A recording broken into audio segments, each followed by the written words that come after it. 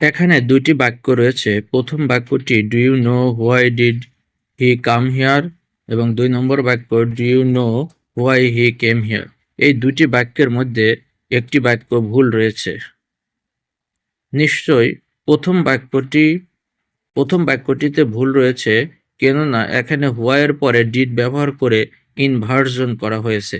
Inversion কি? Inversion হচ্ছে সাবজেক্টের আগে অ্যাম, ইজ, আর, ওয়াজ, ওয়ার এগুলো নিয়ে আসাকে বলা হয় ইনভার্জন। যেমন হি ইজ এ স্টুডেন্ট, সে একজন ছাত্র। ইজ হি এ স্টুডেন্ট, সে কি একজন ছাত্র? এখানে ইজ আগে নিয়ে এসে বাক্যটিতে আমরা ইনভার্জন ব্যবহার করেছি। অনুরূপভাবে 1 নম্বর বাক্যে ইনভার্জন ব্যবহার করা হয়েছে ডিড ব্যবহার করে।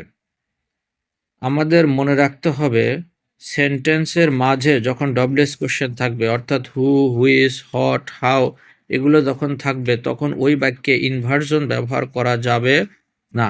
তবে আপনি যদি এভাবে লেখেন why did he come here, do you know, তাহলে এই বাক্যটি হবে। তবে ইংরেজিতে সচরাচর এ ধরনের বাক্য ব্যবহার করা হয় না।